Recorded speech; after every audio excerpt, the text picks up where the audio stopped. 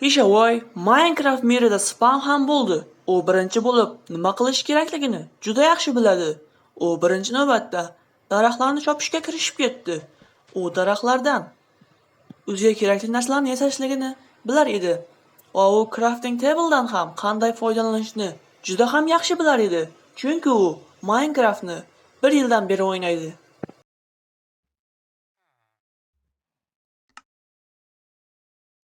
Ishavoy Minecraftda och qolmasligi uchun o'ziga kerakli bo'lgan moblarni o'ldira boshladi. Va u biroz kuchayish uchun g'orga borishga to'g'ri keldi. U g'orga borayotib, to'satdan chuqurga tushib ketsa bo'ladimi? Yo'q, u yana bir urindi va bu safar chuqurga tushmay, g'orga eson-omon kirib ham oldi. Qorong'u g'or va u qo'rqib yana chiqib ketdi. Tishavoyning irodasi bunga bardosh bera olmadi. Yo'q, u hech qachon jasoratsiz emas. U qorong'u g'orga tushib borar edi va bu g'or uni vahshadi. U o'ziga kerakli bo'lgan rudalarni kavlay boshladi. Temir,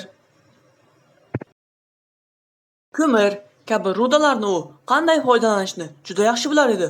Ammo u tasodifan bir sandiq topib oldi. U sandiqda qandaydir qora damlama bor edi. U bu yerga qanday tushib qolganini hech qachon aqliga sig'dira olmayotgan edi. U hamma tomonga qaradi va uni ichishga qaror qildi. U ichdi ham, ammo uning ismi nega Mimikka o'zgarib qoldi? Tishavoy, senga nima bo'ldi? Ey yo'q. Eng qizig'i u bizning Tishavoy emas edi. Uning ichida qandaydir maxluq borga o'xshar edi. U juda qo'rqinchlashib ketgan va og'zi ham juda katta ochilar edi. U hattoki Minecraftdagi sindirib bo'lmas blokni, ya'ni bedrockni ham sindirib tashladi. Qishloqlarni esa birin-ketin yo'q qila boshlardi. Uylarni yoqa boshladi. U juda vahshiylashib ketgan edi. Uning hozirgi nomi Mimik. Qishloqlar orasida Mimik ismli bir shaxs hammani vahimaga solgan edi. Chunki u hamma narsani vayron qiluvchi va portlatuvchi va o'ldiruvchi shafqatsiz bir maxluqqa aylanib qolgan edi.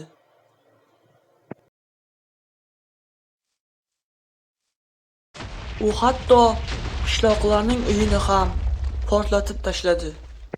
Har bitta qishloqini o'ldirdi. U bizning oldingi aqlli, xushli va Minecraftni yaxshi biluvchi Tishavoy emas edi. Uning ichida qandaydir qora sehr bor edi.